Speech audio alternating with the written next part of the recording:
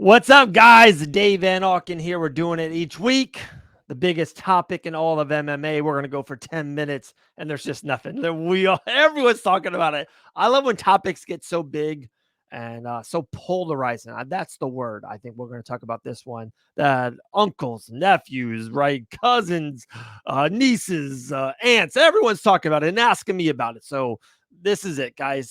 Saturday night. Great event, Noche UFC, T-Mobile Arena, Mexico's Independence Day. What a great event! First and foremost, DC and John Anik, Dominic Cruz was the commentators, and DC and Anik kept on triple down on it. It felt like a UFC pay-per-view. It felt big. It did. Prelims were awesome.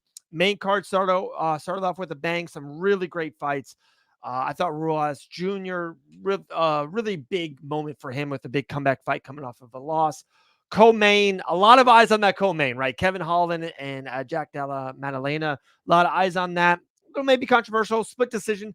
Anytime you're gonna have a split decision, some 51% of the people are going to think one way, 49% of people are going to think the other way. So close fight.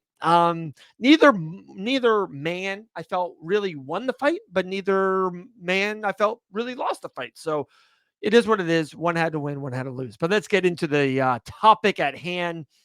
We had a draw for the main event with Alexa Grasso trying to defend her championship, the UFC flyweight female championship, against Valentina Shevchenko.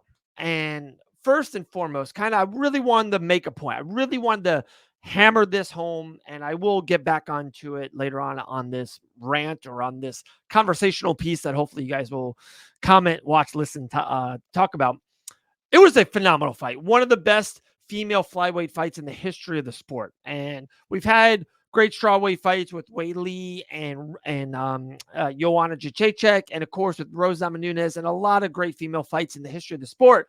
But this was one up there. I thought this was a great fight, back and forth fight. Both fighters had really high moments, really super close of ending the fight type of moments, seesaw type of fight, back and forth. So when just me and you just saying that back and forth, it was a close fight. It was a really, really good fight. So with that being said, when I say a draw, you might be like, what's the polarization? And I'm with me and you talking about it. It's a really good fight. It was a close fight. Both fighters had close to stopping the fight moments. This is where the fight's going to go polarizing. And then I kind of want to go round by round and talk about what it is, but let's kind of get to the meat and potatoes. Let's get to the fifth round. One judge, and we're going to name him by name. And this is the only judge I want to name by name because the other two don't deserve it. The other two, like I said, was so close, and I'm on either side. I could be persuaded or talk to it either way, and I'm going to give you more my result is. But Mike Bell had the fifth round, Alexa Grasso 10-8 over Valentina Shevchenko. And it's mind-blowing, guys. It is it might be one of the worst scored rounds in the history of the sport. Because not even I've even heard this argument, a couple even friends, a couple people in the industry, we've went back and forth already today, and it's a Monday afternoon. I've heard some people that have argued for Shevchenko to win the round outright. And I'm not with that. To me, Grasso won the round. She had the best moment in the round. Like I said, she almost ended the fight with numerous submission attempts towards the end of the round. She was dominant towards the end of the round. Not 10-8 round, not 10-8 dominant by any means, and especially in the first borderline 180 seconds, first 200 seconds of that round. It was a stand-up type of fight, and maybe Shevchenko was leading that dance and was winning that round via the jab. There wasn't a high moment in the stand-up in the first 2-3 minutes of that round, but I can hear the debate. I'm willing to listen that Shevchenko was winning the round until the moment that Grasso got it down, got the submission attempts, and really started winning the round and won the round. I'm with that. So I'm not on the Shevchenko 1 round 5. It was definitely Grasso. She won it. But there's no way on the God green planet she won 10-8 in round number 5. So let's kind of break this down a little bit round by round. Like I said, let me prelude by this. In this fight, I had Grasso winning 3 rounds to 2.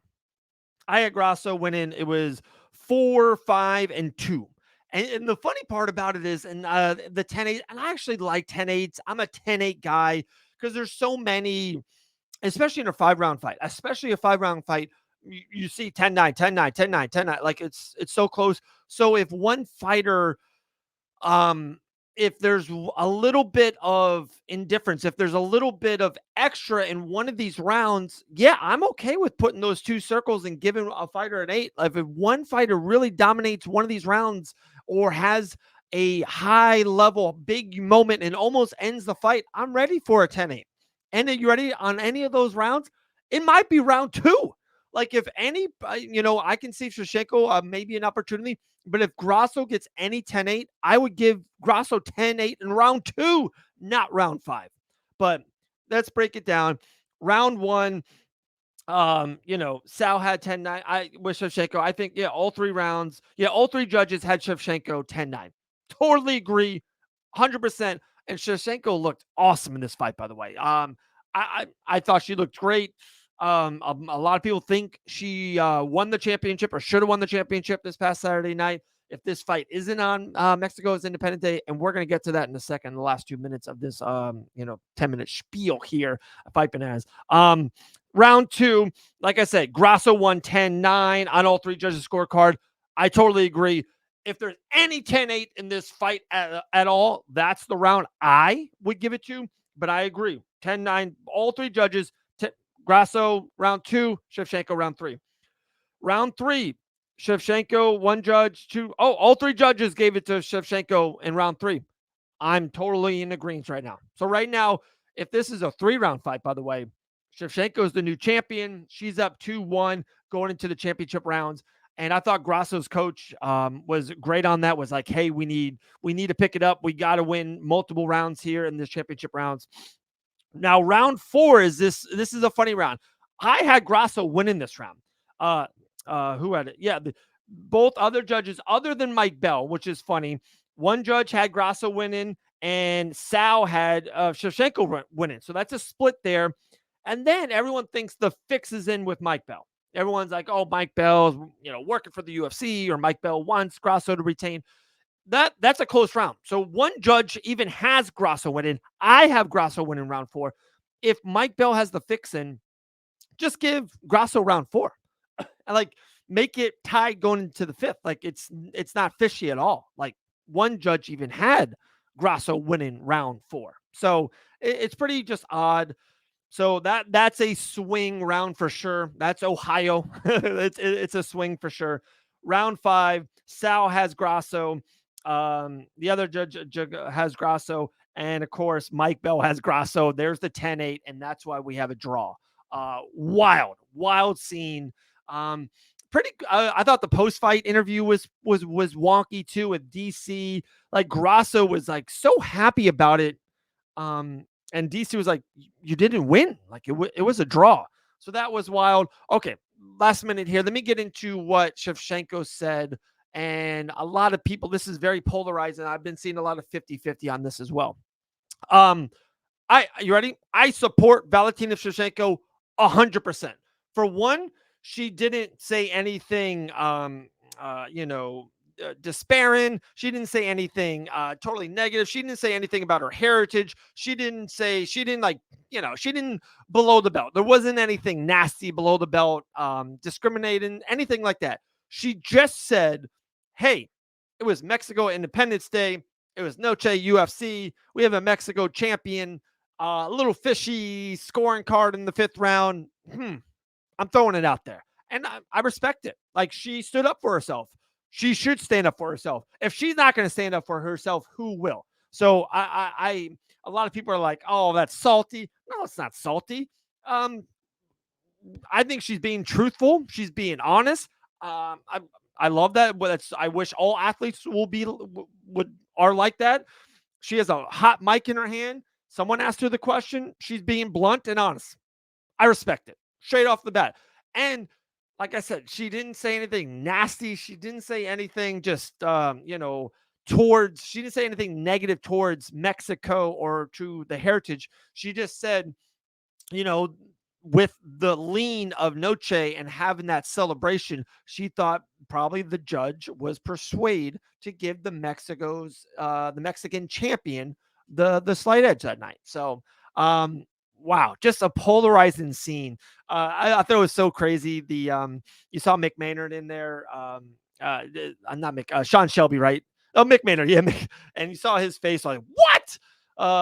It's just crazy, guys. A draw in the main event. It was a great card. Otherwise, I do think they're gonna. I think we're gonna see this again next year. I do. There's a plethora of men and women that can headline this card next year.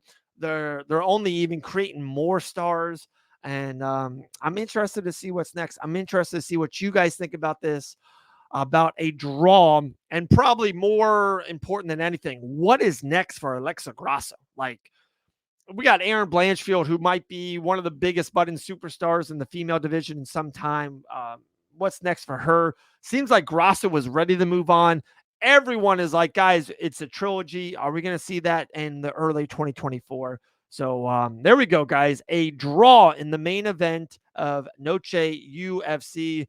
What do you guys think? Let's hear it in the comments. Like, subscribe, all those fun things. Dave Van Auken, Fight Bananas. Talk to you guys very soon.